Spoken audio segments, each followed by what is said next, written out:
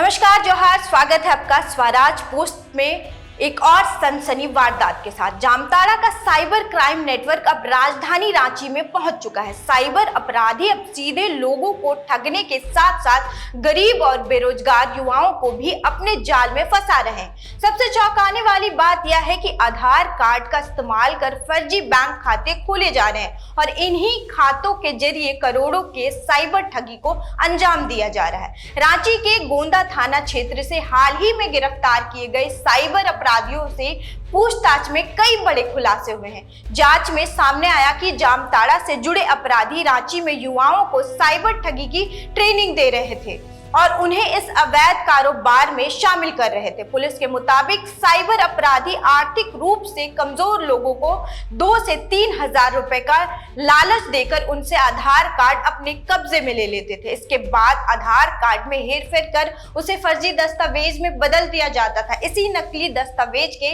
आधार पर अलग अलग बैंकों में खाते खुलवाए जाते थे। खाता खुलने के बाद आधार कार्ड को फिर से पहले जैसा बना दिया जाता था, जिससे धोखाधड़ी पकड़ में नहीं आती थी। रांची सिटी एसपी पारस राणा ने बताया कि पुलिस में ऐसे कई आधार कार्ड बरामद किए गए जिनका इस्तेमाल बैंक खाते खोलने और साइबर ठगी में जांच एजेंसियां अब यह पता लगाने में जुटी हैं कि इन खातों के जरिए कितनी रकम का लेन देन हुआ और इनमें कौन कौन लोग शामिल है। साइबर अपराधियों के लिए बैंक खाते सबसे बड़ा हथियार बन चुके हैं। हाल ही के दिनों में सीआईडी और साइबर क्राइम ब्रांच द्वारा म्यूल खातों पर लगातार कार्रवाई की जा रही थी। इसके बाद अपराधियों ने नया तरीका अपनाते हुए फर्जी दस्तावेजों के सहारे खाते खोलना शुरू कर दिया। जांच में यह भी सामने आया कि युवाओं को पहले कॉल सेंटर, ऑनलाइन मार्केटिंग या बैंक की सहायता जैसी नौकरियों का झांसा दिया जाता था। बाद में उन्हें फर्जी कॉल करना, ओटीपी हासिल करना, बैंक खाते किराए पर देना और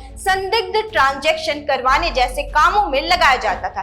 कई युवाओं को यह तक नहीं पता होता कि वे साइबर अपराध का हिस्सा बन चुके हैं। गोंदा मामले में भी पुलिस को पता चला कि गिरफ्तार युवकों को जामताड़ा के अपराधियों ने साइबर ठगी की ट्रेनिंग दी थी। इस पूरे नेटवर्क का मास्टरमाइंड निखिल भैया नाम का शख्स बताया जा रहा था, जो फिलहाल फरार है और पुलिस उसकी तलाश में जुटी है।